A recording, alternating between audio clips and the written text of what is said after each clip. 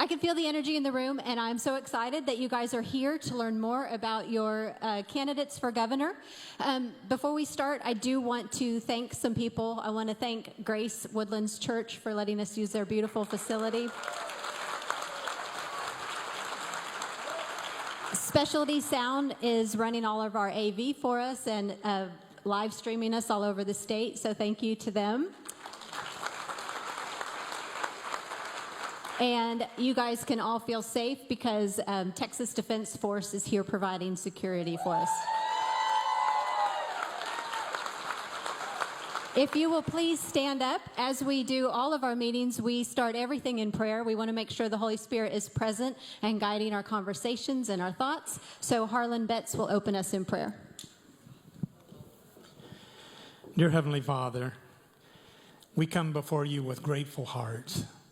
We're grateful for your grace and your goodness on our country.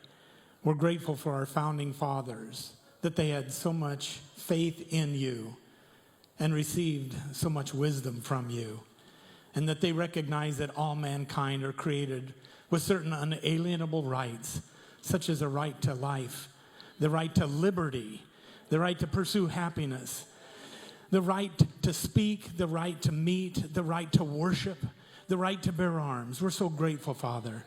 And we realize that we have strayed away from you and your way. And so we ask that you would help us to turn back as a country. And we pray that Texas would be among the first to lead that turn. We thank you for each one here and every citizen of Texas. We thank you for each of these candidates. We ask your blessing on them. We pray for your protection over them and their families. We pray that they will stand for what is right. We pray that we would all choose, Father, morals over money, that we would all choose character over comfort, that we would all choose right over wrong. We ask that you would bless them, bless this meeting tonight, and God bless Texas. We pray in Jesus' name, amen.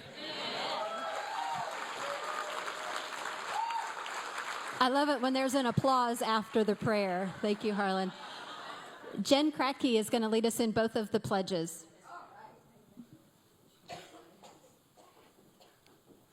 I pledge allegiance to the flag of the United States of America and to the republic for which it stands, one nation under God, indivisible, with liberty and justice for all. And the Texas pledge? Honor the Texas flag. I pledge allegiance to thee, Texas, one state under God, one and indivisible. There you go. You guys can have a seat. Okay, this is, I want everybody to understand, this is a free meeting, and we are really glad you're here. There are expenses that have to be covered, so we will pass the hat. If you're able to throw a couple bucks in there, it's very helpful. Everything we do at True Texas Project is based on donations from individuals. So if you can give, great. And we have ushers ready to go. Okay, so while the ushers are doing that, if there are any candidates, besides you guys, that would like to introduce themselves tonight, normally we give you 30 seconds to do so. Tonight you get 15 seconds. So you got to get yourself up here quickly. If you want to introduce yourself, run to the stage and let's go. Howdy all, I'm Mila Blangella and I'm running in CD2 against Dan Crenshaw.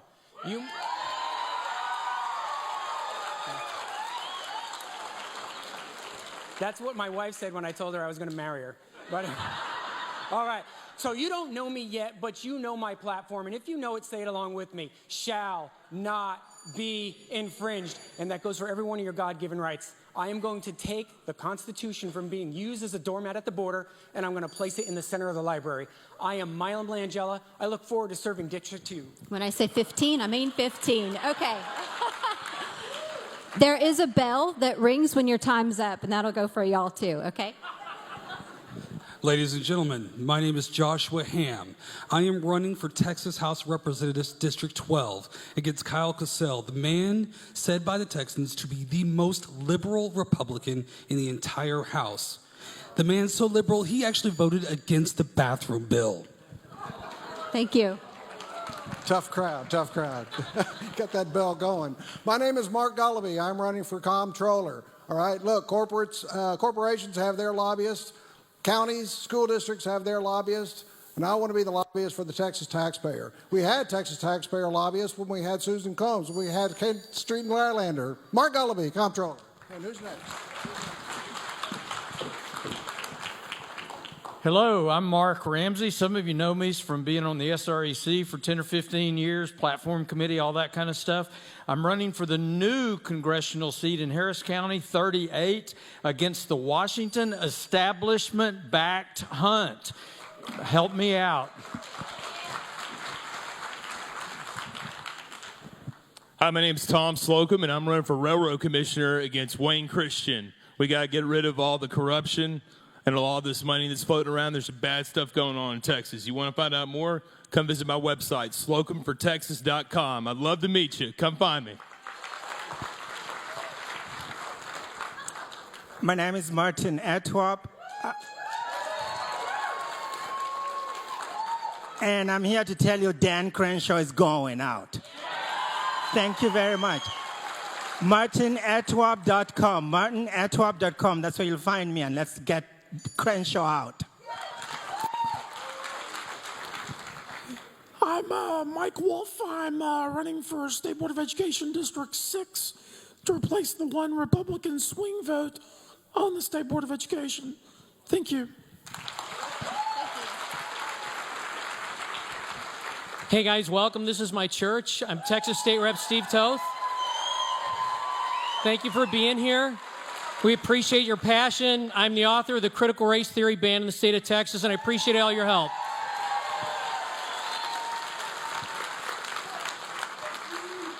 Now we know candidates can do it in 15 seconds. We might make that a regular. So thank you, guys. They are here because they want to meet you. So now you've seen their faces. When they approach you, be friendly and ask them questions. Learn about who you can vote for, okay? That's why we're here. So at all of our meetings, we do have one more piece of business that we take care of. We have 15 locations around the state now, which is fantastic. 15 locations of true Texans. And we all watch the same announcements, so we all know what's going on around the state. So check it out. Happy New Year! 2022 will be a great year for True Texas Project. Excellent speakers, exciting events, and elections. With elections quickly approaching, we want to remind you that our website will have all the voting recommendations for candidates. Here at True Texas Project, we know how important citizen involvement is. So find a candidate, walk the streets, get involved, and work the polls. We need more people who are willing to give up their Saturday if we want to save Texas. This month, on January 10th, we are hosting the Gubernatorial Forum with Alan West, Chad Prather, Don Huffines, and Governor Abbott if he bothers to show up. We will be hosting it in Harris County, but we also will be live streaming it for all to watch. True Texas Project has a reputation for asking the tough questions, so tune in to hear what these candidates have to say.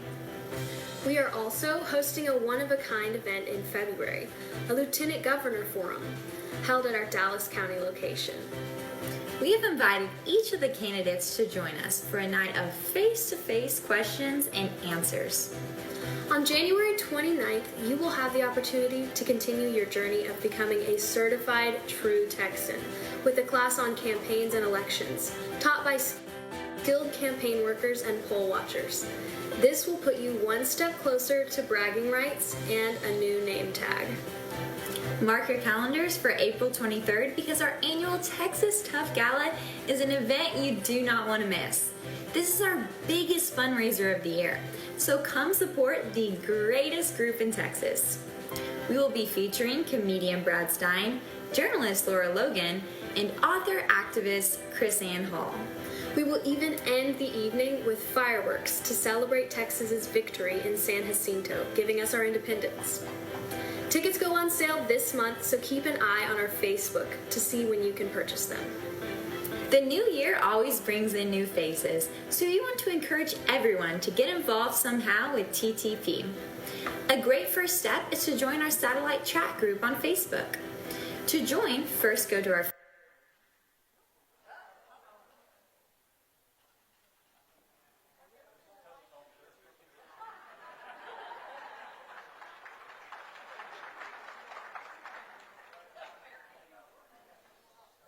Hello. Oh, there we go. Should we move on, or are you going to be able to fix that? Move.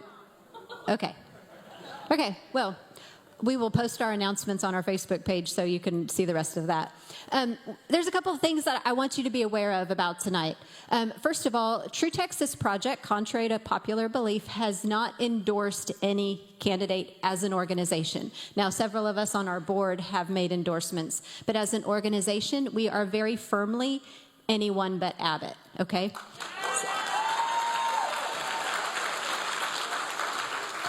We did invite Abbott to be here tonight. There's his chair. Of course, we didn't expect him to show up because I don't know if you're aware of this, but when Abbott first ran for governor, before he was ever Governor Abbott, he came to Northeast Tarrant Tea Party, which is who we were before we became True Texas Project, and he cast his vision. We were his venue, his choice venue, to show to the world everything he was going to do as governor. Well, we have it all on video, and he didn't do what he said he was going to do. So we have released bits of those videos showing the world that, no, you're a big fat liar. So he's not here, and it doesn't surprise any of us. But there are a lot of people, you probably know a lot of people that are afraid to vote for anyone but Abbott. They think it's going to send us Beto, Governor O'Rourke, or whatever. They don't understand how a primary works, things like that. So I have asked, by the way, I'm Julie McCarty. I am the CEO of True Texas Project. Thank you. I have asked our president, Fran Rhodes, to just kind of walk you through some talking points when you run into people that feel this way. Thank you. So Julie said, take a few minutes to explain this. I told her I'd need a lot more than a few minutes, but since we want to get to the candidates, I'm going to be as brief as I can. First, let's talk about the myth that having multiple candidates on the ballot is splitting the vote. Have you heard that? Don't split the vote, we'll lose to Beto.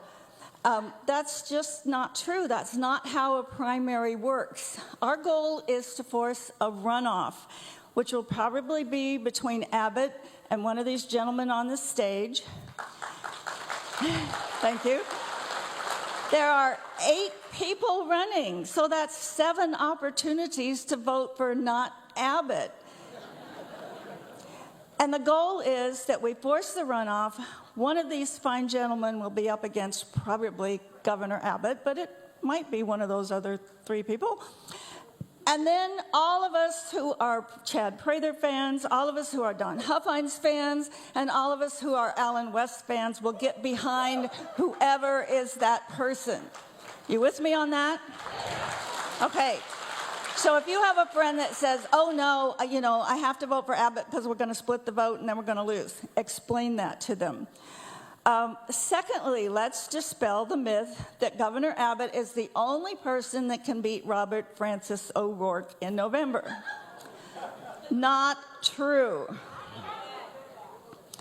The Democrats have already stated that they want Greg Abbott to be on the ballot in November because they have so much ammunition to put out there against him. I suggest to you that any one of these 3 gentlemen up here would be much better able to beat Robert Francis in November than Greg Abbott. Now, as to why we support anybody but Abbott, the list is long and glorious. There are lists out there, so I am not going to recite all the reasons for you. They're on the back of the handout that you were given tonight. They're on our website. There are numerous other websites that have their own lists. It's a long list, okay? But let me tell you, it all boils down to something that's really quite simple. Greg Abbott has had 8 years as governor and 12 years before that as Attorney General to try to fix some of the problems that we face as Texans. He has failed at every level. It takes leadership and it takes courage to accomplish these things. But contrary to what people may have told you, it is possible to close the border.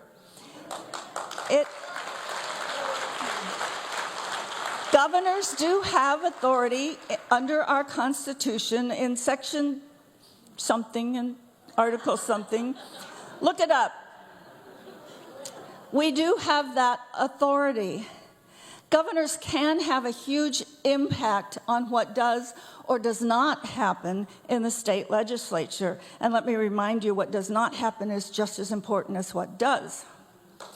Governors can also have an influence on public policy. Greg Abbott has failed at all these things.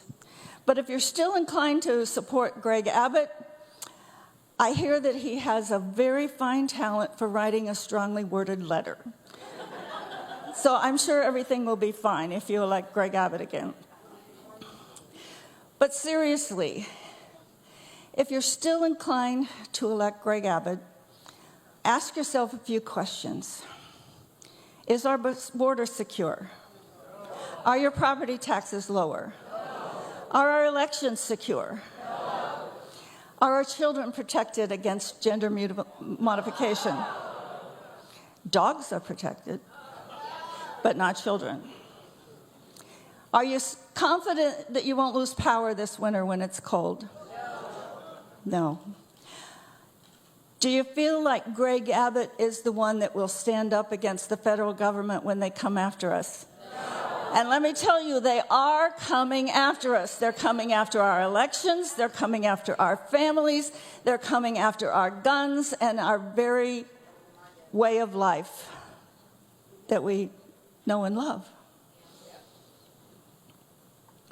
So again, any one of these fine gentlemen behind me could do this better than Greg Abbott has done it.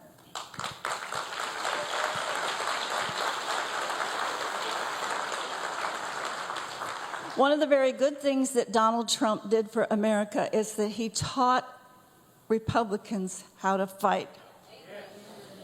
I stole that line from someone recently, but it's a good one, and it's true. We need a governor that will teach Texans how to fight.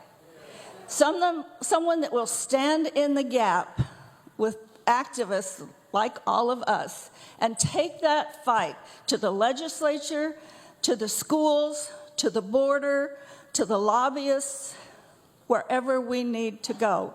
We need a governor with the leadership abilities and the courage to do that. And that's why we support anyone but Abbott. Thank you. All right. Okay, there we go. We're going to get started. Now that we're all at ease with why we're here, let's start asking some questions. So as you know, I think the video even mentioned it, we have a reputation. We ask the uncomfortable questions. We address the rumors that you've heard, the things that kind of make you squirm and think, I don't know, can I really support this guy because I heard such and such, okay? So every question that we're asking tonight was submitted to us. We compiled them, and we gave them very, very short amounts of time to answer these questions. Some of these questions need a 20-minute explanation. They're going to get 2, okay? So listen very closely. They're probably going to have to speak very quickly, but we're going to get started. The first 2 sets of questions are all about the rumors, and we're going to get those out of the way, and then we'll get to the meat, okay? We're always going to go in the order of Prather. It's Prather, not Prather. I pray for Prather. That's how I remember that, okay? And then West, and then Huffines, and every question will just start with the, get it? Okay. Some of them they will all answer, and some of them will just be directed to one person. But rumors, okay. Chad. You have no experience in politics. While that is often considered a good thing by the grassroots, there is a certain learning curve in the nuances of the Capitol. How to work with people to get things done, what offices do what, things like that. How would you respond to that? Well, I think it is a good thing. I think it's a good thing to not have experience. I think every person out here wants to be represented by somebody that can relate to where you live day in and day out. You know that the people who are in Austin, Texas have created one big monstrous blob of all-consuming government that is taking from you and not giving, and certainly not representing your priorities or your rights. We've got to stop that, and it needs to be people who are touched with the infirmities, so to speak, people who can relate to where you live, know what you're dealing with. I remind people all the time that the President of the United States isn't coming to your neighborhood. But the people on the local level, those are the folks you have to rely on, the people who understand what it's like to live in your neighborhood. So while I don't have that experience, there is a lot of people across this state who have good conservative minds who do have that experience, and it's time to bring those people alongside. Are we doing 2 minutes or 15 seconds here, Julie? That actually was a 1 minute question, and I forgot to tell you. So that is my fault. Because you know what? These are just rumors. So let me just finish with saying, true leadership is being able to build the right people around you who do know what they're doing and relying on that and delegating that authority so that you see the things get done that need to happen. Thank you. And I apologize. I should have made that clear. So the next one's for you, Alan. As state GOP chair and as you campaign for governor, you have a great gift of using tough talk to motivate the troops. It seems genuine, but when we look at your voting record as congressman in Florida, where you ran as a Tea Party candidate, it wasn't all that stellar. We addressed that question with you when we interviewed you for state GOP chair, and you said it was a result of needing to vote your district, but it was a Tea Party district that elected you. So how do you account for the C score that you got? Well, actually, it wasn't a Tea Party district. It was a swing district. It was about an R+1 district. And the other thing is this: if I was such a mushy and wishy guy, why did the Republicans redistrict me out of the district that I represented? And why was I the #1 target for the Democrat Party in 2012? Because I stood by what it said with the Constitution, and I fought against, all of the leftists, and I also fought against the people up there in Washington, D.C. And that's the exact same thing here. You're looking at a guy who signed on to be on a lawsuit against Governor Abbott. How many state party chairmen would sign on to a lawsuit against a sitting governor of their own party? But I did that because he violated the Texas state Constitution by extending early voting from 2 weeks to 3 weeks. He does not have the power to do that. So I stand by that record, and I stand by all the actions that I've taken on the battlefield and in Congress, and now running to be your governor. Thank you. I'm going to ask, when you guys give your answers, if you would stand. I think it would just be better. Everybody can see you better. So, Dawn, this one's for you. There is a lot of talk swirling around that you're just a used car salesman and some rich guy who is not really one of us. We would like to know how you respond to that, but I'm going to go one step further. How do you respond to insinuations that rich people cannot represent the rest of us? Okay, well, first, I've never been in the car business. My family's in the car business. It's my brother Ray that's in that business. I'm in commercial real estate, and I started my company in 1985, and it's been very good to me, and I've been very successful. On that same topic, I tell you this, that I'm the only elected office holder, according to the Secretary of the Senate, in the history of the state of Texas that never took any pay, pension, health care, no reimbursements, no per diem, travel vouchers, no nothing. I didn't even use their office furniture. I'm going to do the same as your governor. And the reason is I don't need a new job. I don't need a new career. There's a lot of things in my life I could be doing. I'm doing this simply because the job's not getting done. We're tired of the lies. We're tired of the broken and empty promises. And I've got the solutions, and I've got the courage to implement those, and it really puts me at a competitive advantage since, of course, I'm the only candidate running for governor who's actually been in the legislature. But it's also because I don't have to worry about the political ramifications of my decisions.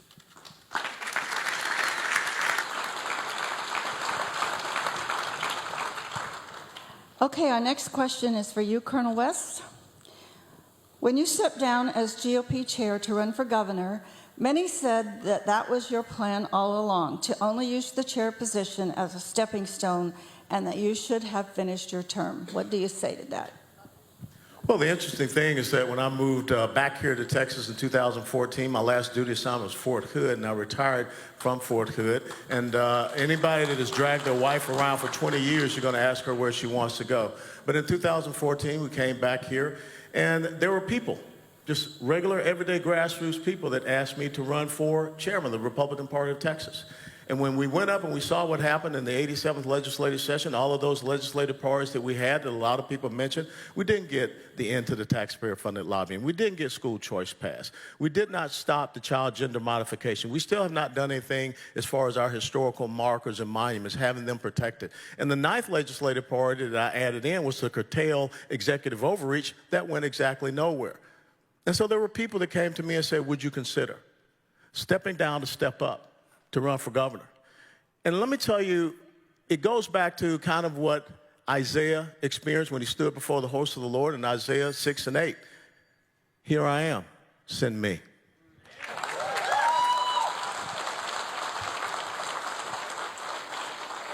Thank you. Senator Huffines, you're next. Of the three candidates, you have been the most outspoken with your plans to fix Texas. Some people are skeptical that you can actually deliver. They worry it is just campaign speak. We can get into the details of each candidate's plans later tonight, but can you share with us background on who helps you build these plans to give them a bit of legitimacy? Fixing Texas? Your plans to fix Texas. Sorry, to say it again? I'm going to repeat the last part. We can get details from each candidate later tonight, but can you share with us the background on who helps you build these plans to give them a bit of legitimacy? Of all my policies? It's Julie's question.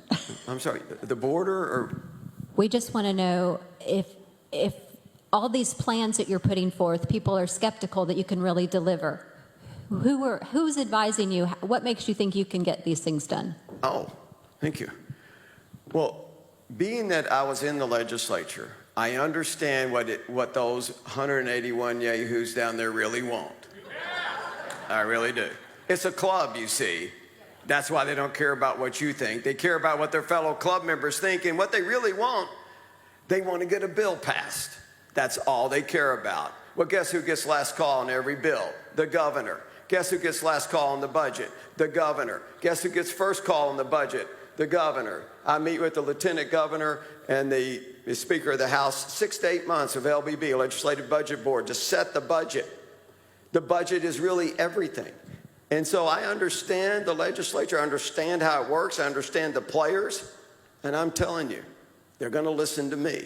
I don't care if I veto 700 bills. They're not going to get their little bills done that they want done until they get the Republican Party agenda into law. Thank you. Mr. Prather, some people say you cannot be taken seriously as a candidate because you are just an entertainer. We've heard your speeches, and they would rival literally every political speech I have ever heard. What assurances can you give to voters that this is not a joke to you and you're serious? Yeah, when I announced that I was going to run for governor, everybody thought it was a joke. They were waiting on the punchline. The punchline never came. The beauty of what I do for a living and historically being able to go out and do live entertainment, I can step into a room with a group of people who have different emotions, different backgrounds, different convictions, different philosophies, different beliefs, different socioeconomic status, and I can bring them together. I can make them all laugh. I can make them all entertained so that when they walk out of here, they feel unified. They feel like they've heard something that each person, no matter where they come from or what they're dealing with, can relate to. To be able to do that takes a special kind of mind. I think that is ultimately what you're looking for in an elected representative with delegated authority who can look at a room of people or even a state filled with people or even a legislature and say, hey, let's see how we can work together and bring these common things together to get that common goal done so that when people walk out, they feel like they were a part of something significant and they got something accomplished. So coming from the world of entertainment, I don't see that at all in any way, shape, or form. And by the way, I will remind you, if entertainers don't show up every night to work, they don't get paid. So there's a great work ethic in that world, and I think that's exactly what we need in Austin, Texas. Okay. This next question, all three of you will answer, and you will each have 30 seconds to give your answer, okay? It's an easy one. Okay. Abortion is a top concern among most true Texans. While much progress was made with the heartbeat bill, abortion remains legal in our state. Will each one of you please take 30 seconds to tell us if you support abolishing abortion with no exceptions? And if not, what exceptions do you make and why? We will start with Huffines and then go to Prather and then West. I like to think I'm the most pro-life candidate to ever run for governor. It's on my website. I have one specific policy about life, and that's to abolish abortion. I'm pro-life from conception to natural death, no exceptions. Even though I grew up in the state of Georgia, I still consider myself a Texan because I was conceived in Dallas. That's how pro-life I am. I believe from fertilization to natural death that life matters. And we can't deal with any other issue that's on the table unless we believe in the sanctity of life. I believe 100% that abortion is murder.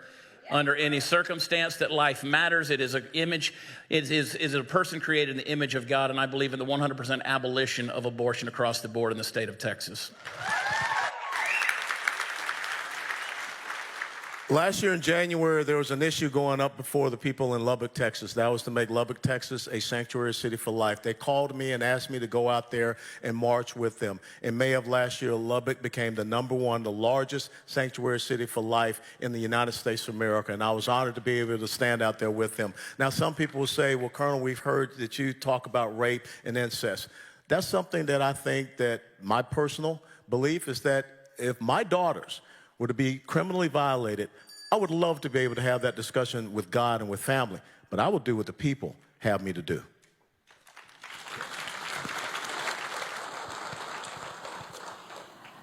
Okay, our next topic is property tax, which is my favorite thing to talk about. And you are each going to have 3 minutes to answer this. So let's just dig right into property tax reform because Texas is at a breaking point. How do you propose dealing with the current property tax system? Would you embrace a plan such as the Texas Public Policy Foundation's to increase the tax base and move to a consumption tax?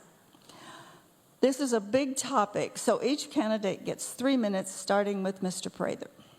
So first of all, our founding fathers would be rolling over in their graves if they knew that people were having to rent their property for the rest of their lives. Property tax is not only wrong, it is the most immoral form of taxation that anyone can imagine.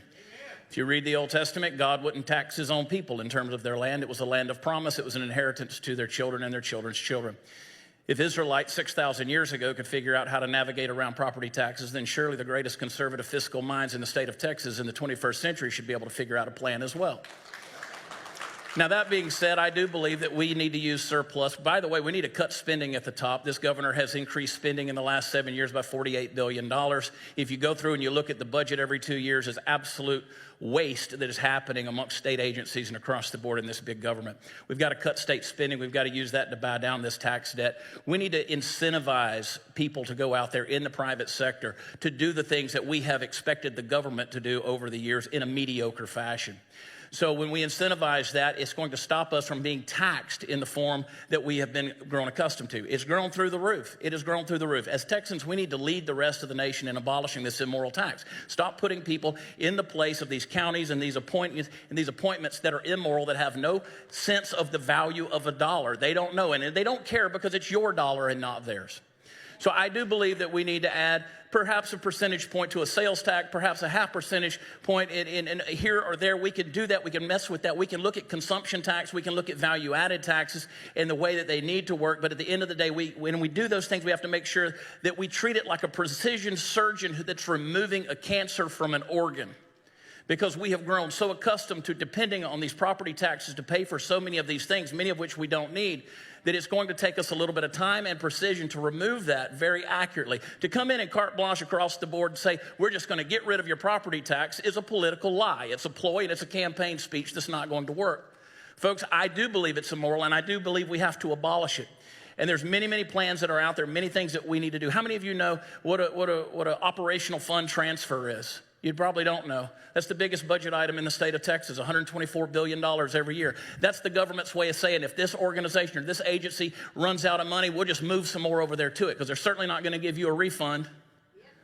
So, folks, we've got to stop this kind of spending at the top, buy down the property tax. We need to reward the ISDs that are keeping their bonds and their debts low, and do the exact opposite for those who are keeping it high. Let's put the power back in the hands of the people, and let's stop this taxation. It's got to stop. It's immoral.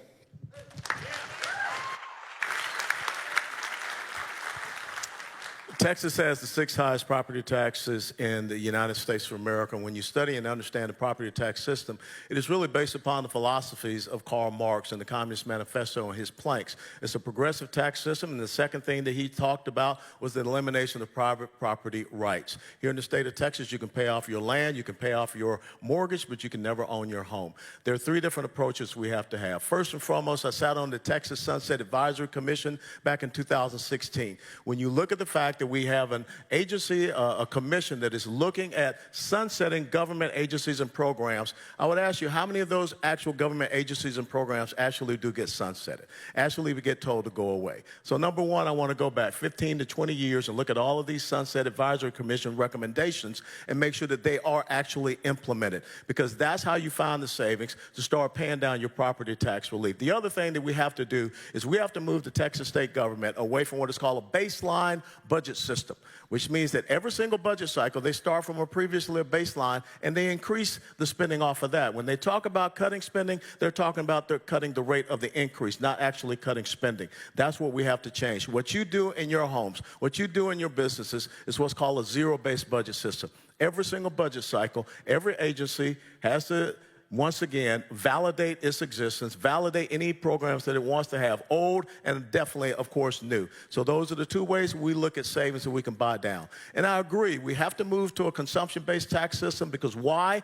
Prior to 1917, in the United States of America, when we created the personal income tax, which was supposed to be temporary in nature, we did taxation in America by consumption-based. Taxation, they call it the fair tax, should be based upon what you are going out there and purchasing. One of the key things we have to do is talk to people, economists, to make sure that it is not a regressive tax system against our lower income tax levels, so that way you don't have to pay out these rebate checks to these people. So that's the plan. Number one, look at the Sunset Advisory Commission recommendations over the past 15 to 20 years. Number 2, move from a baseline budget to a zero-based budget system. And number 3, get this consumption-based tax program implemented, which we will do in the 88th legislative session in 2023, and we will get it on the ballot for you to vote on to be part of the Texas State Constitution in November 2023.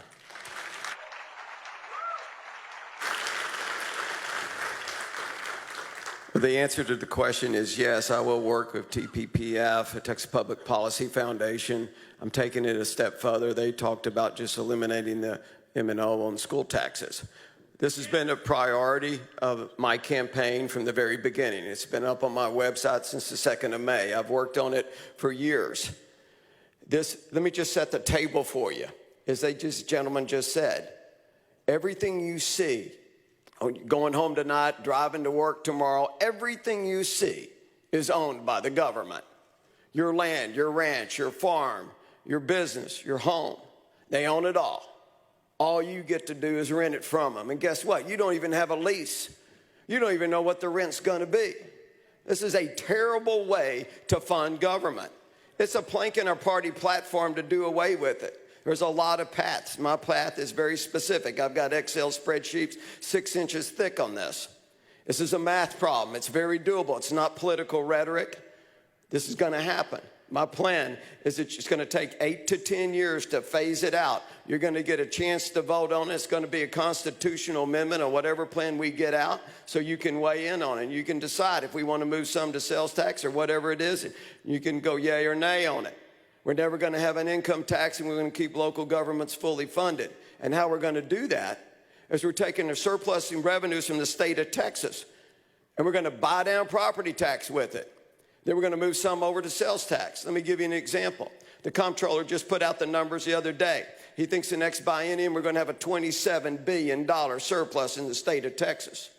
We can use a lot of that money. My goal is to take 90% of the state surplus and use it to buy down property tax. About $6 to $7 billion. We get about $68 billion on property tax. We're replacing the money that local political subdivisions get from property tax. That money comes in from the state of Texas. Let me give you a quick example. If you're getting $8 million in, if the city's getting $8 million in on property tax, I'll freeze property taxes. The next year they're going to get 7. They're only going to collect 7. It's going to go down 12.5%. Then we're going to take that $1 million will come back to the city. Then it goes to 6, $2 million from the state.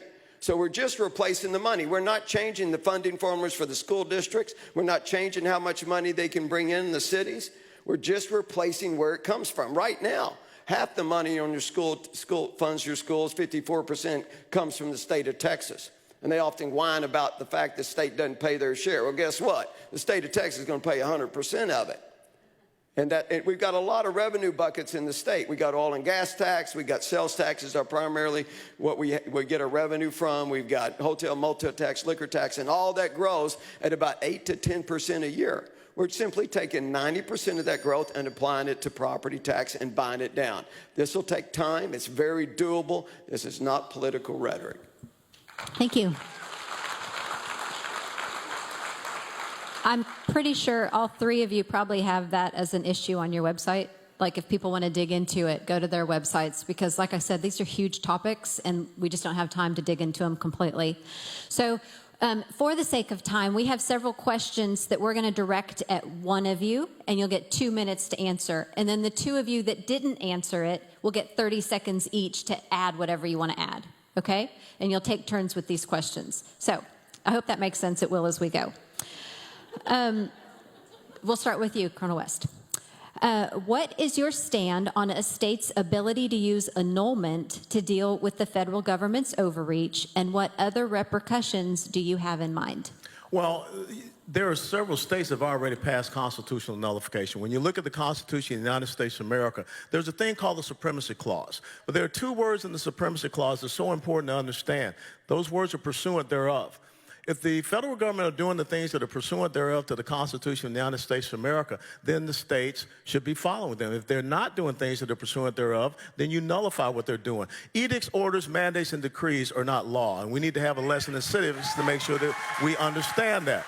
The other thing that you have to recognize is that in Article 4, Section 4 of the Constitution, it's called the Guarantee Clause. There are two things that the federal government is supposed to guarantee to every state in the union. Number one, a Republican form of government. Not Republican Party, Republican form of government, which means that the individual, your rights, your freedoms, your liberty, your sovereignty is supreme over the federal government. They're supposed to be protecting that. The other thing is the rule of law. That's not being followed. Then the second thing that they're supposed to do is to protect every state from invasion.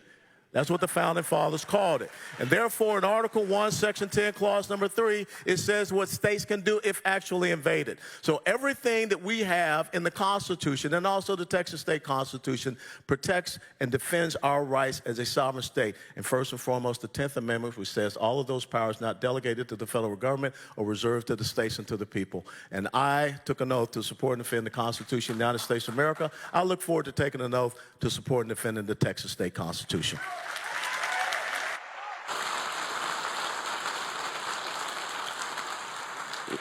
30 seconds. Yes, we start with Dawn. It just is going to go around. Yeah. 30 seconds to talk about annulment.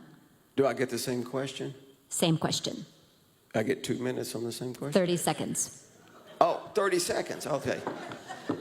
Well, there's three legs to the stool of government, as you know. We got the executive branch, we got the legislative branch, and we got the judicial branch. When these judges are ruling on these court cases, guess what? How are they going to enforce it? Really? You think 9 Supreme Court justices are going to come down to Texas and put prayer back in, or keep me from putting prayer back in the schools? I'm going to demand and make sure we get prayer back in every classroom in Texas. I want the fight. I'm not worried about it. I'm just not worried about it. This is Texas. We're not going to ask permission for anything. I like that little bell. It's like Leave It to Beaver or something. Just listen, the federal government has no interest in Texas right now. In fact, there's a target on the back of Texas. They want us to fall. In the space of about 4 to 6 years, Texas will look like California if we don't do something right now. We know that the globalists have already ceded Washington, D.C. away from us and away from the Constitution. They're trampling all over it and treating it like rubbish. Folks, we've got to remember our Article 1, Section 2 of the Texas Constitution that says we have the right to alter or abolish that government that no longer represents us. And to that degree, we've got to use our economy and our size and our power to hold their feet to the fire and do exactly that.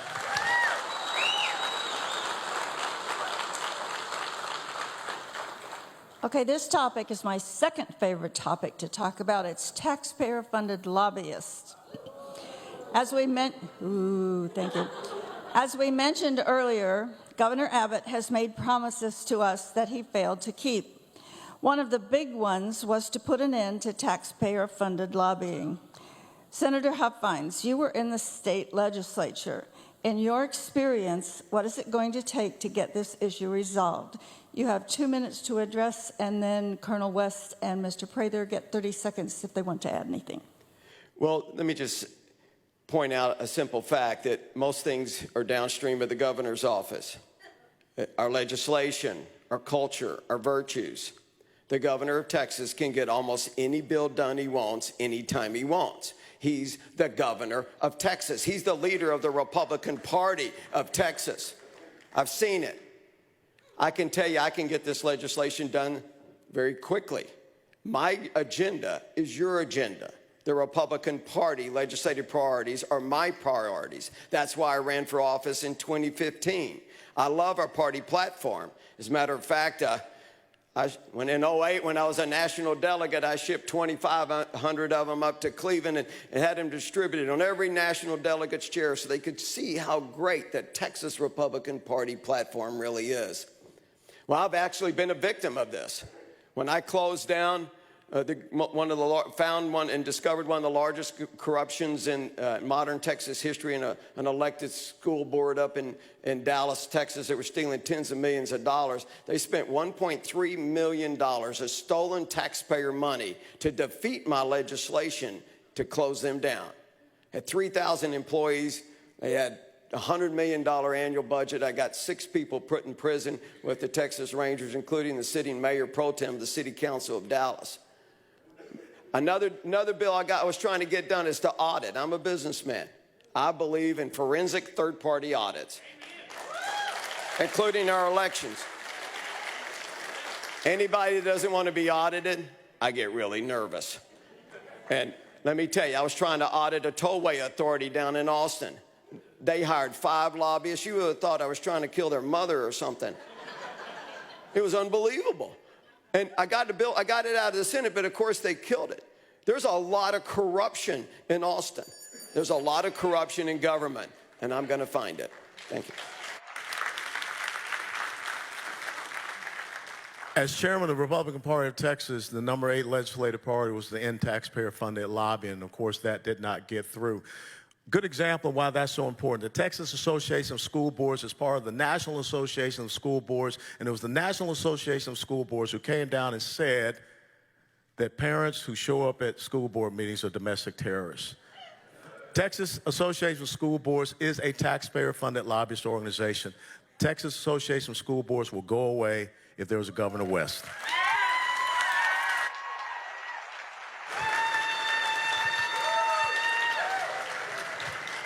So one of the things that lobbyists learn whenever they get that job is they know they're going to be campaigned against. That's in the job description. But they're also told that they will never lose that job as lobbyists because no one on either side of the aisle is ever going to get rid of them. They love having the pockets lined. When it comes to bureaucracies, when it comes to people that you didn't appoint, that you didn't delegate authority to, those people have to go away because they're creating the government that you hate so much. These lobbyists and these bureaucrats have got to stop, and it's going to take somebody with backbone, with a willingness to say is no longer going to illegally, or immorally, I should say, line our pockets for political gain. The lobbyists have to go. Thank you. Okay, this next question we will address to you, Chad. We've received a lot of requests for help in the family courts, most of which seem to be dads not getting 50-50 custody or not getting a fair shake. How can this be addressed? Please take 2 minutes, and then Huffines and West will have 30 seconds each. I believe in equal parenting. I believe in equal parenting. Listen, when you had children, when they were in the home and the parents were together, you had equal parenting. But then suddenly there's a split. It's not the child's fault. You take it to a family court, and a judge who sees that in terms of black and white, who sees it in terms of a legal code, not in terms of a moral or family unit or an individual situation, just says this is the law and this is what we're going to do. Many times we see a parent who should have that equal right to their child losing their rights. In some cases, in regards to some folks that I've visited with, have even served jail time over it. And all they want to do is be a father or a mother to their child. We need to start from the basis that both the mother and the father are the parent with equal rights to the child, unless there is a unique situation whereby a judge even needs to get involved. Because we're handing too many things over to judges that shouldn't be handed over, and that is another sign of big government. Let's allow for mediation. Let's allow for certain forms of litigation and moderation, but at the end of the day, we don't need to put judges in charge of all of this stuff. Let's make sure that parents, both the mother and the father, have a fair right to their children unless otherwise judged in a way that they are not fit to be that person or that child's parent.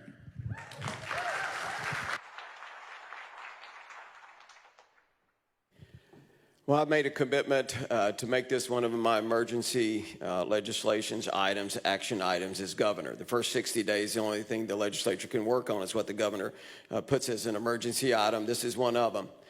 And it's not just equal parenting, which is so important, but it's also enforcing the fact on visitation and custody. And we've got to get strength in our laws, and we've got to get the law enforcement to enforce it when one parent doesn't allow what the courts have already ruled on, the visitation of the time that's been allocated. Thank you.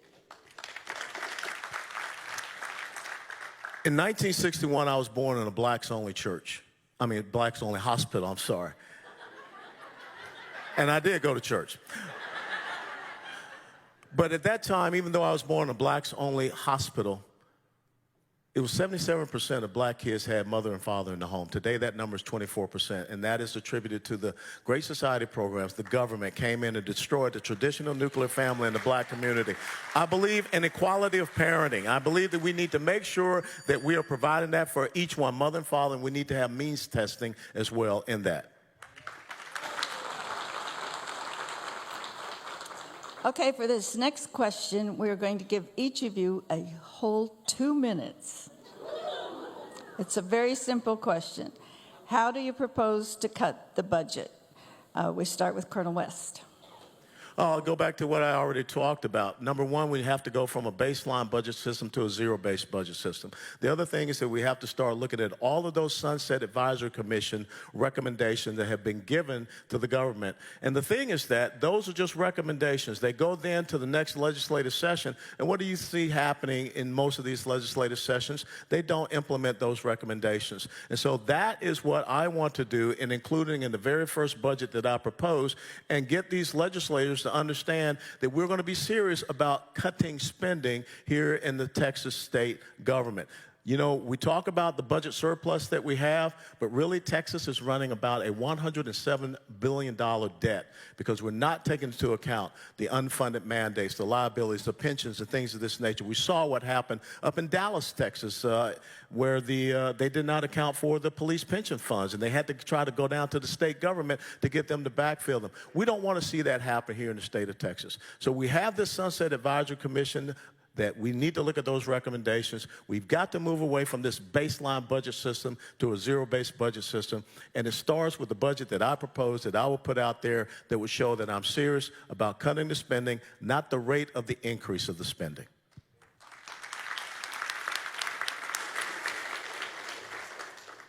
Government never has enough of your money. Never. Well, the first thing we need to do is to make sure they don't get it. It's not how much money they spend or how much revenue they bring in. It's about how much money they're spending. It's all about the spending.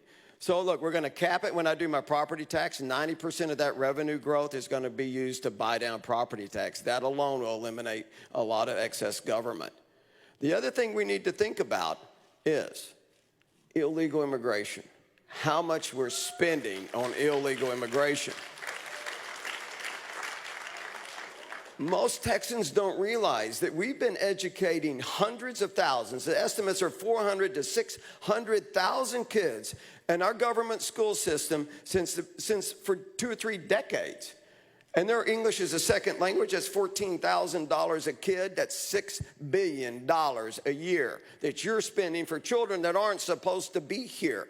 When I secure the border, which I'm going to get done in 30 days, and I'm the only person that's ever going to make sure that happens, I'm the actual Republican who's actually going to do something, I'm telling you, we're going to save so much money. Health care, incarceration, health and human services.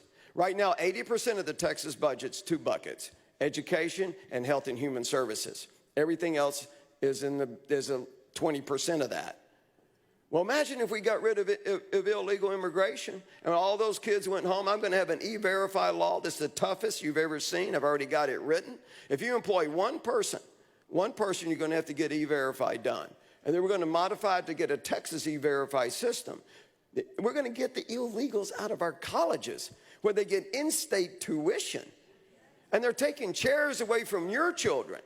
That's costing us millions of dollars. We're going to get rid of the enterprise fund at the governor's personal slush fund to pay Facebook to come to Texas. And we're going to give that back to taxpayers. Thank you. I can beat the senator's plan. I know half a dozen Special Forces retirees right here in Montgomery County that'll fix the border issue in 6 days.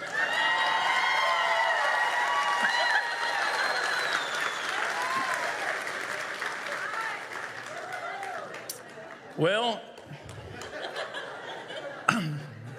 that saves you time and money. You know, if I go fishing over here at Lake Conroe and I want to buy some bait and, a 6-pack of beer or something like that, and I go in there with $10 and I only spend $8 and I come out with $2, I get my beer, I get my bait and my $2, I'm winning, right?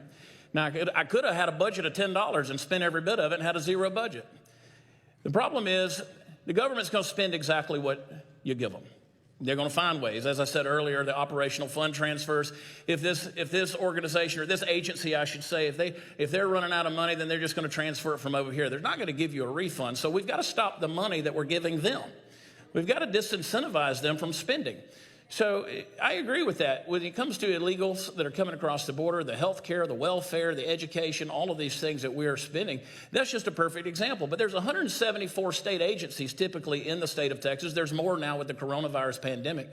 And there's so many of those that need to be gone. They need to go away. They don't serve any purpose. One is the TABC. The TABC is just a long arm of the law. It's another big government form for the governor to reach out and penalize you in a certain way. You can roll that over into the Department of Regulations and Licensing, and you don't need another law enforcement arm like the TABC. We can go down the list. We can roll these things into other things. We've got to get government out of our lives. We've got to make it smaller if we're ever going to consider Texas great again.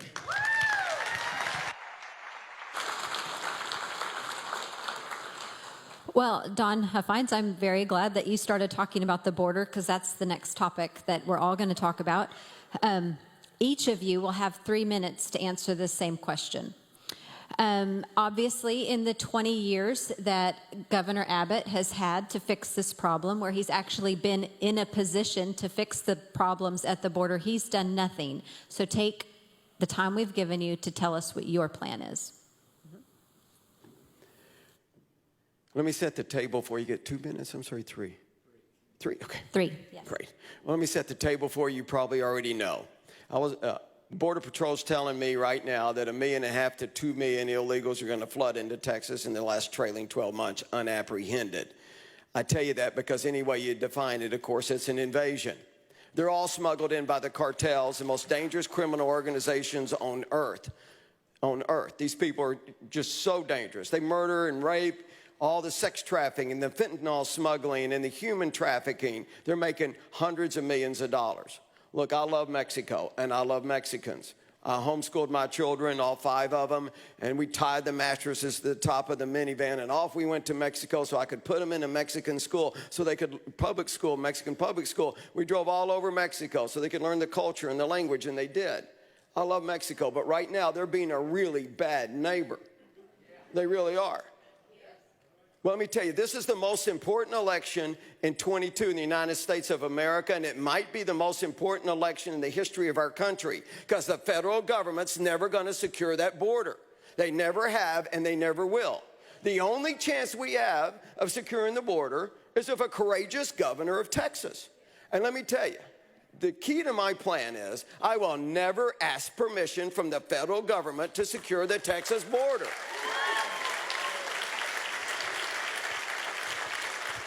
It's not necessary because Article 1, Section 10 of the U.S. Constitution, as the Colonel said, clearly gives the states the authority to repel an invasion. I'm engaging not only the Texas military, but all neighboring states' military that want to volunteer. Anyone gets across that river, immediately deporting them to the other side. We're not enforcing immigration law. We're stopping an invasion, and we're using everything necessary to do that. I'm finishing Trump's wall. It's been up on my website. We're building hundreds of miles of it. We're going to spend about $3.5 to $4 billion to do that. And we can get that done. Let me tell you the other thing. There's 25 bridges over that river. I'm stopping all inbound commercial traffic from Mexico. And this is to put the economic pressure on Mexico. This is strategic. 10,000 trucks a day come across Laredo. Let me tell you, they love making money. They're not getting one of those trucks into Texas until they take their side of the river back from the cartels. Every road that leads to those bridges you paid for. With your money, you maintained it. Those are all Texas roads. We can do anything we want to those roads. I am not worried about the litigation. I'm not worried about the federal government. I'm worried about Texas. I'm worried about saving Texas. This is a premeditated attack on Texas.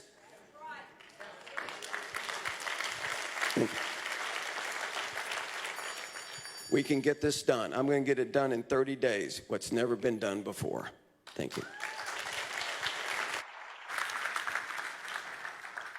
January is National Slavery and Human Trafficking Month. Texas is the #1 state in the United States of America for human and sex trafficking. Houston and Dallas are the top 2 cities in the United States of America for sex trafficking. The transnational narco-criminal terrorist organizations that we refer to as the cartels, and I will designate them as a terrorist organization so that we can go after their funding.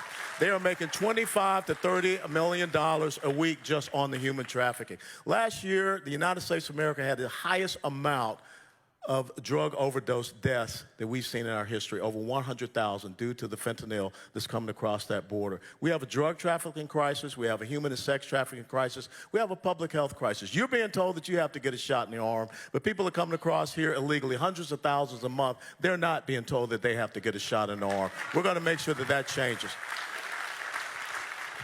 From a military perspective, and I've been on borders in Kuwait, I've been on borders in Iraq, I've been on borders in Afghanistan. You have to establish a border control zone.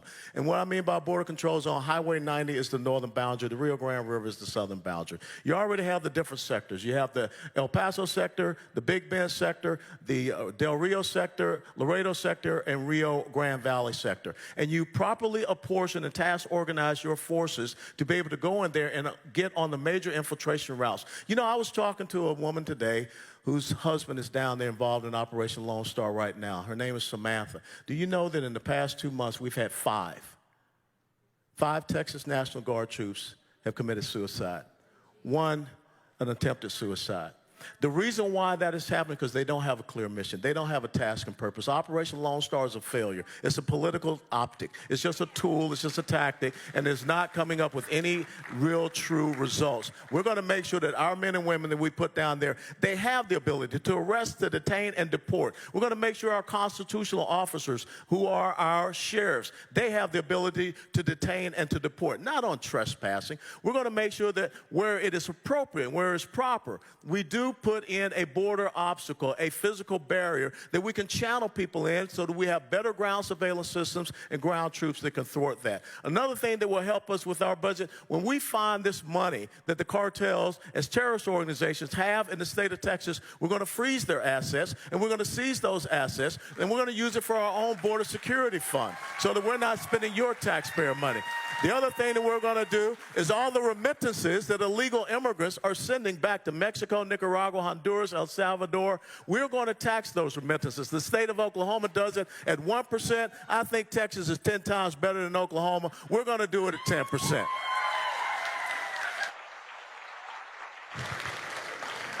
Well, Governor Abbott, how do you feel about that wall you're building? I mean, Tucker Carlson said he's building a wall, right? Read the fine print, people. He's building 1.7 miles of wall on private property that was deeded to him. He's not building a wall. If you believe that, you're wrong, and you're wrong. We've got to detect. Let me start over. We've got to disincentivize the reason these illegals are coming to the state of Texas. The federal government is bringing them here. This is a targeted attack. We have the 8th largest, 9th largest economy in the world. We have the ability economically to put a lot of feet to the fire in Washington, D.C. We can hold out. That's one of the reasons I am an advocate for the Texit bill being on the ballot for you to vote on it. I do believe that we need to push back. The Biden administration wants Texas to fall. That's why when you turn on the television, you don't see the border in Arizona or New Mexico or California. It's just Texas. We've got to disincentivize the reason they're coming, the health care, the welfare, all these things we've mentioned. We've got to detect, we've got to deter, we've got to detain, we've got to deport. We can't be just sending people to a processing center where they get a slap on the wrist, a court date 2 years out that they're not going to show up for.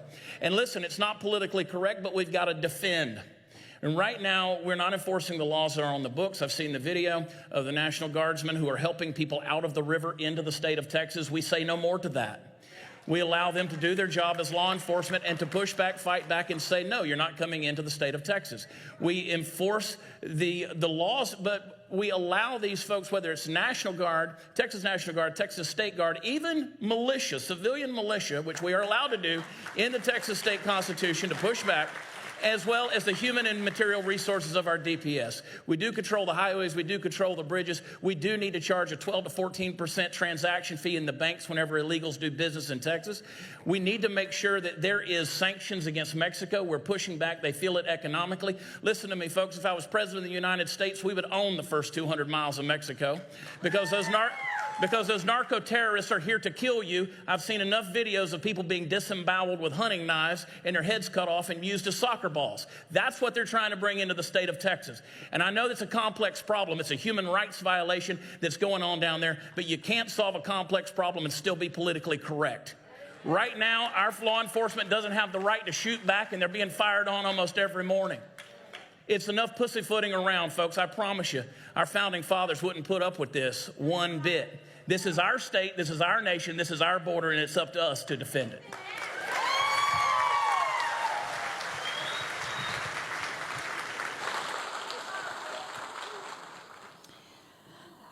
Okay, this question will go to you, Chad, to start with. We should probably also be sitting on a throne of Chinese skulls right now, but that's another issue for another time. Another subject for another day.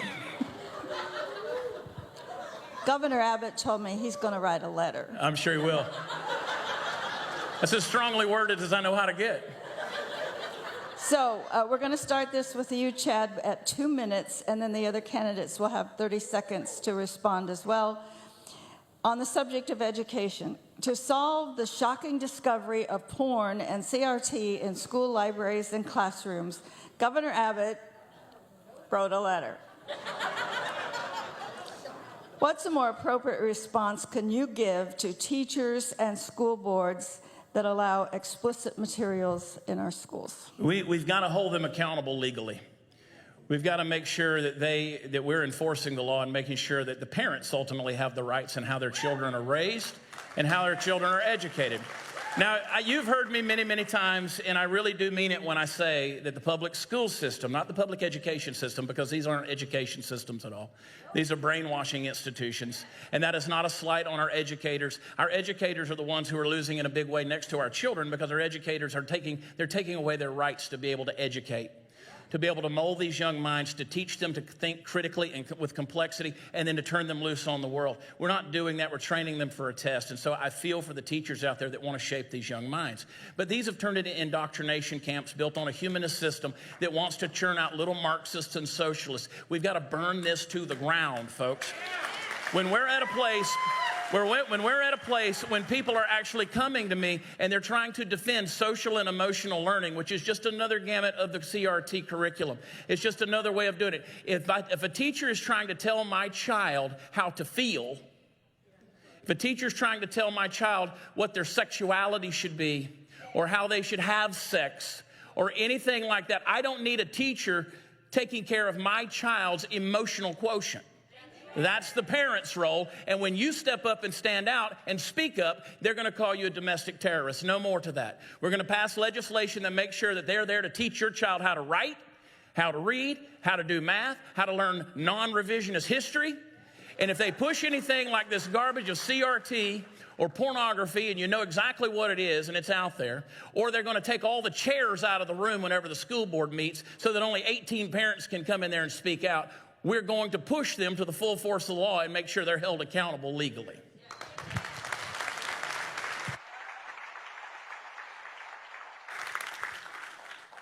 When you look at what had just happened in Round Rock Independent School District, we need to be investigating Round Rock Independent School District. 2 fathers got arrested in their homes at night because they spoke out at a school board meeting. When you are providing pornography to minors, there's only one resort.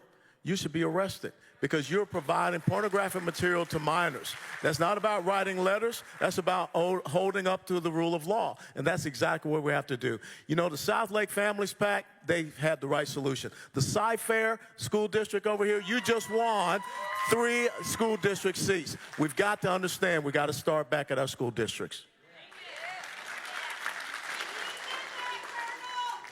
Well, the first thing I'm going to do, like I said earlier, is get prayer back in every classroom. I'm also going to get Bible study in our middle school. CRT is a Marxist philosophy. There's no one been a champion more in getting rid of that than me in my campaign. Department of Family and Protective Services, a 13,000 employee government agency in the state of Texas, being run by Governor Abbott's friend that he recruited from Kansas, had an onboarding document, 29 pages, is total CRT crap. We got them to take that down. We got them to close the website down on transgender stuff. I'm a fighter against CRT. Okay, this question is very to the point, and we'll start with you. You'll have 2 minutes, Alan. How would you address the issue of local DAs, district attorneys, not prosecuting some crimes and letting murderers out on low-level bonds? 2 minutes for you, and then 30 seconds for each of you. Well, I will tell you, if you've been paying attention to what's been going on down here in Houston, Harris County, you had 155 people that were murdered because of judges that were releasing criminals and felons. If you look at the Texas state constitution, the governor of the state of Texas can initiate impeachment actions against these judges at the state level that are releasing these people. You have to work with the Texas State House. So that's one of the things we're going to do. The other thing is that you've got to pay attention to your district attorney races.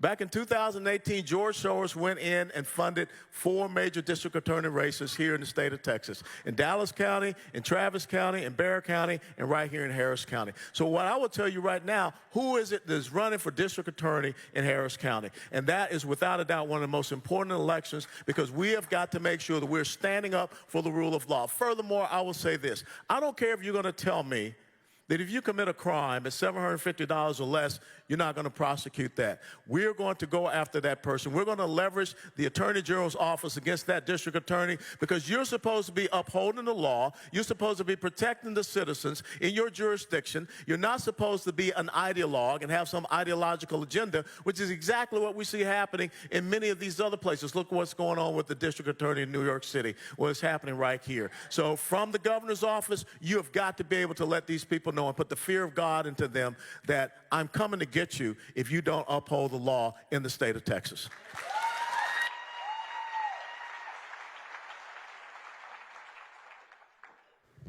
Well, I'm going to use the power of the governor to make sure that we can also arrest and prosecute all these that the DAs won't do. We can create a new court system, we can move venue out, and we can make it a state crime, and we can prosecute them. That's what I'm going to do on election fraud, government corruption, a new law enforcement agency I want to create that's going to have a lot of DPS in it, and Texas Rangers, because you're never going to convict anyone in Harris County for cheating a Republican. It's just not going to happen. We have to have a new court system and a new venue. We're going to move it out with new judges. We're living in a day and age where lawlessness is the rule of the day. And we saw that. We've heard about it in Sunday school, that these days were coming, and here's where we are. We've got to get back to the rule of law. We've got to stop turning ideologies into policies. We've got to stop letting people's feelings overcome facts. We've got to stop justifying injustices. And it's going to take somebody who is going to stand up against these people who are abusing their power with a supreme sense of immorality in their doing so. We've got to stop this. We do it with the rule of law, but we have to enforce it, not just say it.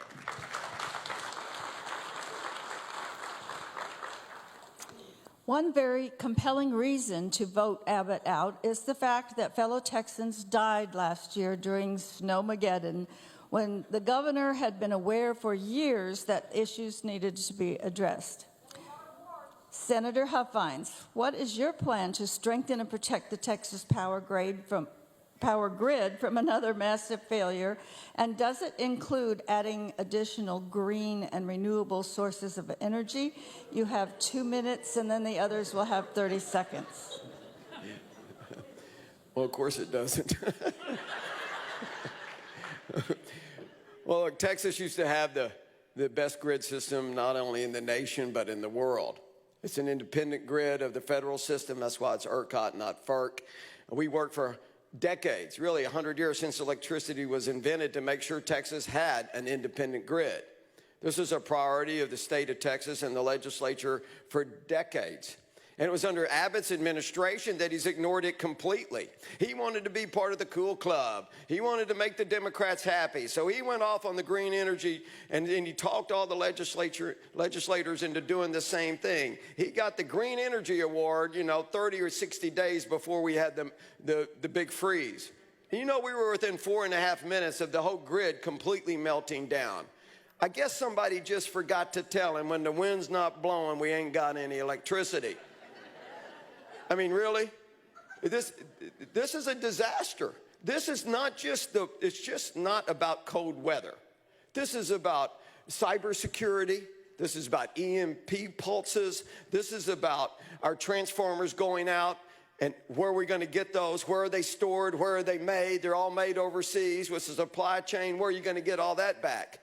Well, the simple thing is, if you got green energy, you have to put it back into the system when the wind's not blowing. You either have to buy the power, or you got to create the power, fossil fuels. Texas is the energy capital of the world. We got plenty of energy to generate electricity. This is a complete embarrassment, and this is all on Abbott. This is about leadership. That's what it's about. My campaign's about leadership and no excuses. You don't know what an excuse is? It's the skin of a lie. It is. And we're all tired of the lies. We're all tired of everybody passing the buck and not admitting it, not admitting when they're wrong, and all the broken and empty promises. It's going to end in a Huffines administration. Last year, whenever the power grid went down and we were complaining about it on social media, a lot of people from around the country said, look at you poor Texans, you can't handle it when it gets a little cold outside.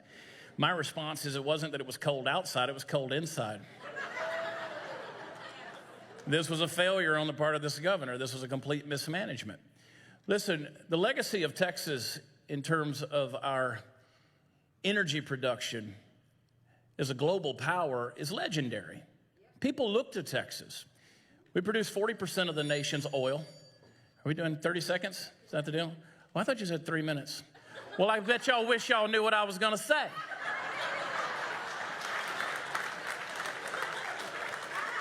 How do you follow that? Up the road in Conroe, Texas, an 11-year-old boy died freezing in his bed.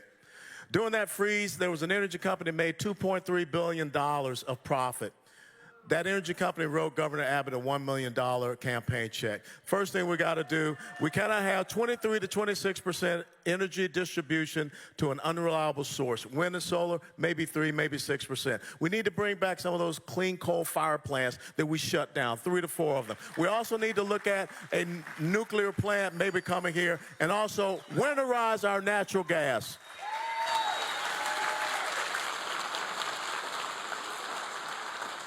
Okay, Chad, 2 minutes on this one. Okay. 2 minutes on this one. All of us know hard workers who have lost jobs and pensions due to vaccine mandates. Governor Abbott's executive order against this is worthless and being ignored.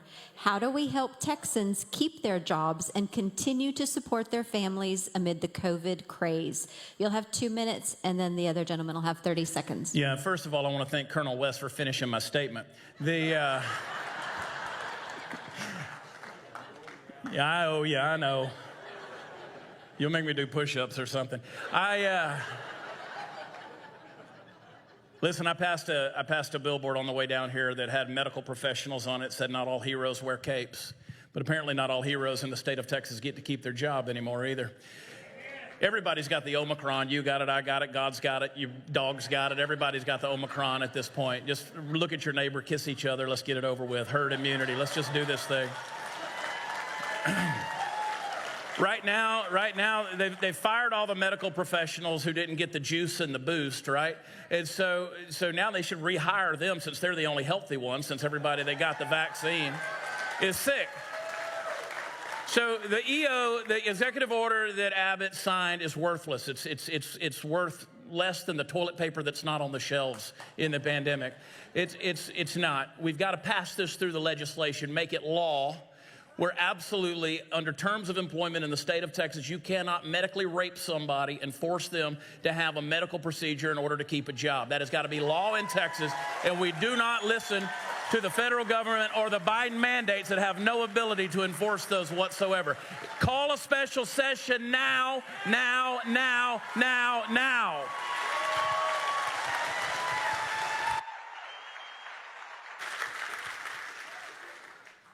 How did we get to this point?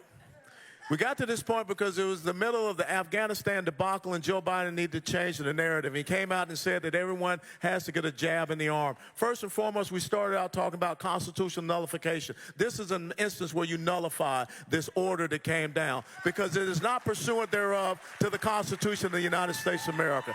And here in Texas, we will do everything to protect all of your freedoms, all of your liberties, all of your rights, and especially your medical freedom. If you cannot control your body, if you cannot determine what happens and goes into your body, what do you have control over?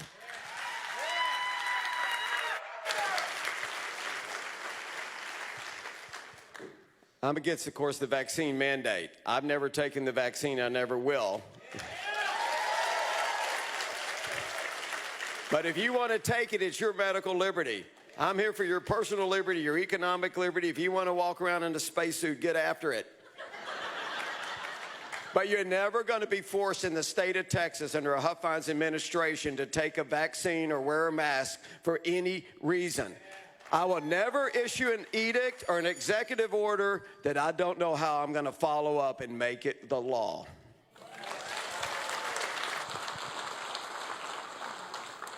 Okay, this question, we are going to start with you, Colonel West. And then you'll have 2 minutes, and the others will have 30 seconds each. That's 30 seconds, Chad.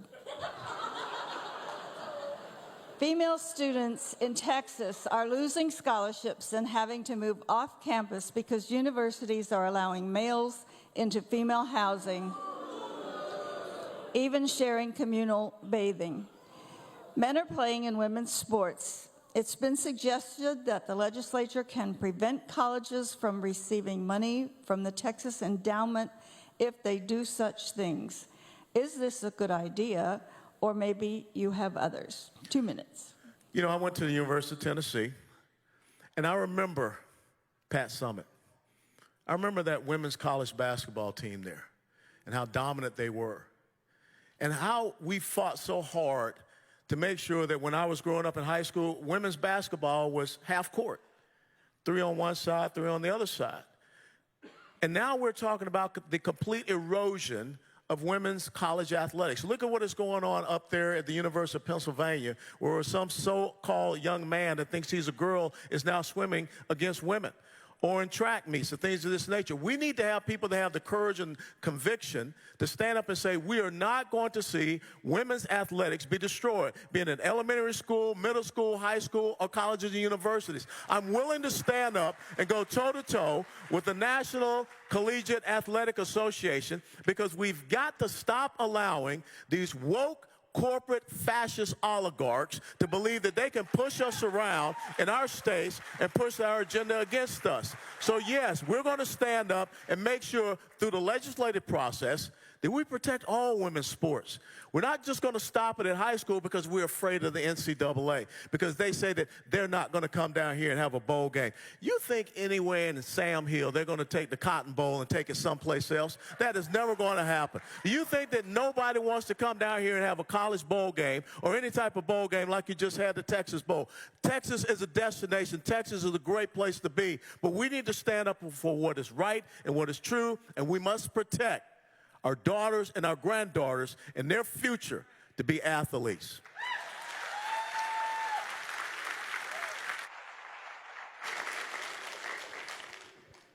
I can tell you this, I know everyone's tired of everybody from California coming to Texas to ruin it. Well, this is about courage. This is about leadership. I'm going to make sure that our culture is so right. This is Texas, that all of those communists coming into Texas are going to want to go home. And that's a fact. They're not going to feel comfortable here. I do not care what corporations say, the NCAA says. I don't care about any of that. What I care about is getting our culture back. It's simple. You compete according to the biology you were born with. We know that, but we have to make sure that legislatively, it sounds crazy that we have to say this in this clown world we're living in, but we need to pass that legislation in the state of Texas to make sure that our sons and our daughters, especially our daughters, are safe and protected. You know, you alluded to the swimmer up there. Well, now every school out there is going and getting them a guy that wears a skirt so they can compete too. That's exactly what's happening, and then they complain when they lose. We've got to stop letting mediocre male athletes compete against our daughters. That's got to stop in the legislation. I can't even believe I'm saying that. But that's what we've got to do.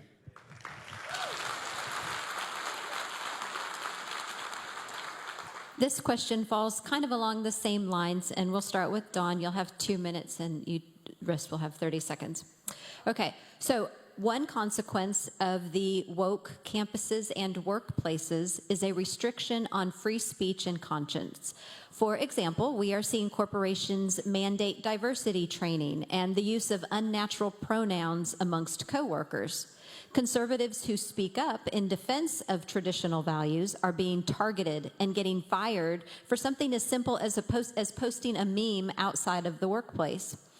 This equates to harassment and a hostile workplace for conservatives and people of faith, and we do not believe it falls under being a right-to-work state. Don Huffines, how can this be stopped? Well, I'm working hard to stop it. As I mentioned earlier, it was my campaign that discovered the fact that Department of Family and Protective Services was having transgender ideology on their website. And they were talking about all types of gender. And you are paying for this. Brainwashing the foster kids. And they had a suicide hotline for them, buying into their mental illness that they could be something they're not. And the Houston Chronicle got a Freedom of Information request, and it was proven that it was our campaign that got them to take that down completely. It was our campaign, like I said earlier.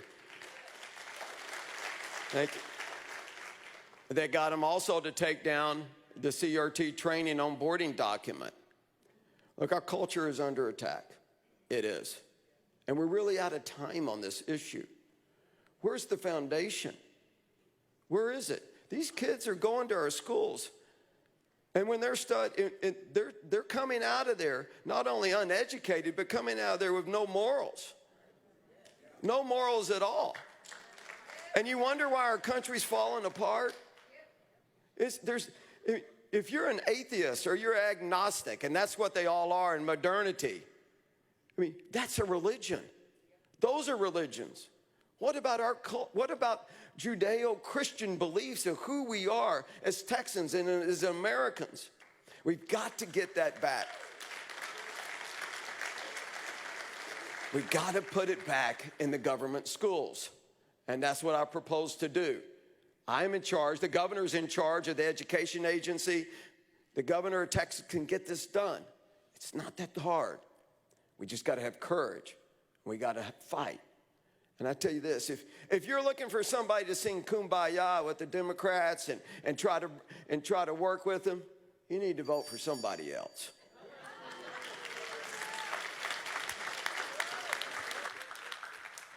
Your Texas taxpayer dollars will not go to any independent school district that's teaching social, emotional learning, or cultural Marxism.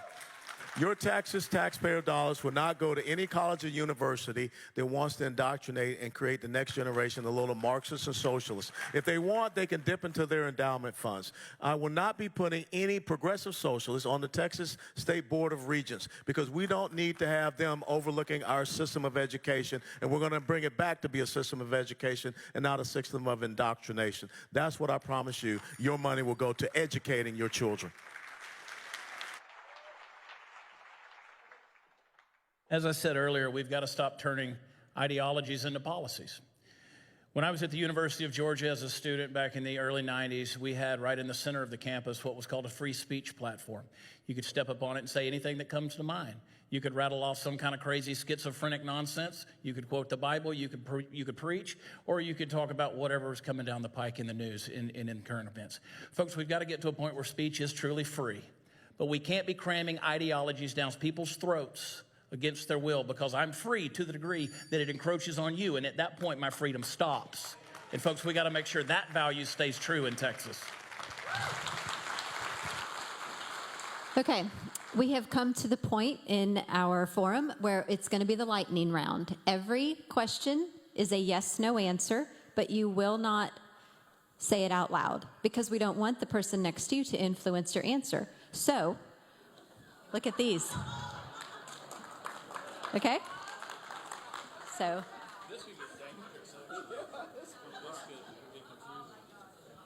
Green means, and red means. Okay, these are yes/no questions. Make sure you understand what side you're holding up, okay? Okay, Fran is actually going to ask all of these questions. Oh. Okay. Okay, that's news to Fran. Yeah. Number one, will you actively push the GOP priorities as defined in the state GOP convention by the delegates?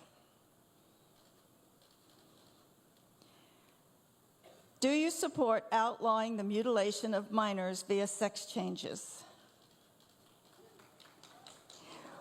Thank you. Will you reverse the third gender option on Texas birth certificates? Will you go one step further and ban the social transition of minors, such as name and identity changes at school? Will you add an extra tax on money transfers going to Latin and South America? Are you willing to have state law enforcement arrest federal agents for violating the Constitution? These questions are too easy. Will you commit to designating the cartels as domestic terrorists? Will you pursue E-Verify programs in Texas? Will you utilize the Texas National Guard to secure the border? Would you use your bully pulpit to help discontinue the practice of appointing Democrats as committee chairs in the House?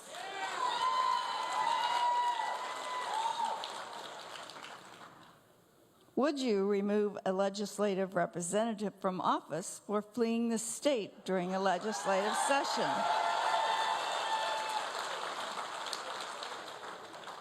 And last question, do you support legislation that would require drug testing for welfare recipients? Thank you. Those may seem like they were easy questions, but they're all on record. So whichever gentleman becomes governor, we expect action, right? Okay. This truly is the last question for the night. You will each have 2 minutes to answer this question, and we'll just go right down the line. So we're going to end the evening on a positive note. We would like to hear from each of you, what is your favorite verse in the Bible? And then take 2 minutes to include that verse in your closing statement. I don't care who goes first. Whoever stands up first gets to go first.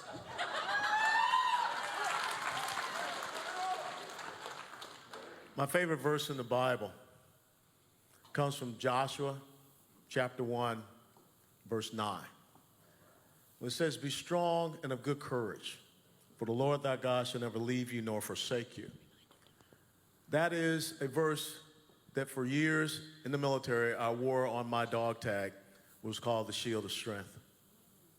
And I think that right now what you're looking for is the people, the individual who will step up into this incredible cauldron, onto this battlefield, this ideological battlefield, and they will be strong and of good courage because they know that the Lord, their God, will never leave them or forsake them. I knew that in 22 years of service in the United States military, having been on the receiving end of an AK-47, a PKM, on an RPG. I knew that as a career paratrooper, master parachutist, United States Army, 73 jumps out of airplanes, that when I stepped out, that God had me. I knew that when someone asked me to run for United States Congress. I knew that when someone asked me to step up and run for chairman of the Republican Party of Texas. I knew that when someone asked me to step up and run to be the next governor of the state of Texas, that all I had to do was be strong and of good courage. For the Lord my God shall never leave me nor forsake me.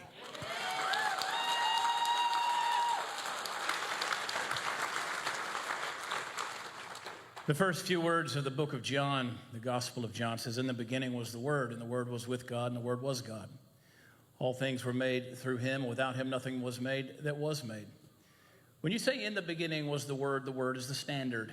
I actually have those words tattooed on my chest right here. In the original Greek language, the koine says, "En arche ein ho logos." In the beginning was the Word. The Word is the standard. It is not potential. It is not sitting still. It is dynamic. When the Word became flesh and dwelt among us, the Word took action. The Messiah wasn't just about his words. He was about sacrifice. He was about leading. He was about multiplying himself. And those who took that word into the world did so not because they were paid or because they were pawns, but because they were people of conviction. They were willing to die for what that word meant to them. Right now, the University of Georgia Bulldogs, my alma mater, they're playing in the national championship. Don't say the score. But I'm here with you because my word means something. And I've given my word to the state of Texas. My heart belongs to it. To me, it's the center of the universe. And I am not going to sit back and sit still while we see the rule of law and we see these ideologies which violate that word are continually passed to the next generation of Texans. And we see Texas become something that falls into the dustbin of history and we lose our legacy. Folks, it's time we become people of our word and hold to the standard of that word and let the dynamic power of that word change our state back to the legacy and history that we've come to know, learn about, and enjoy.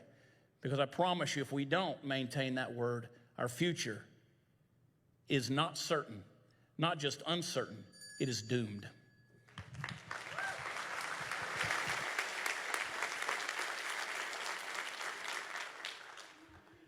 Psalms 117, 26. Blessed is he who comes in the name of the Lord. I think that says it all for me, and I think it says it all for a lot of Christians. I had that sign above my Senate office. I have that in my campaign office.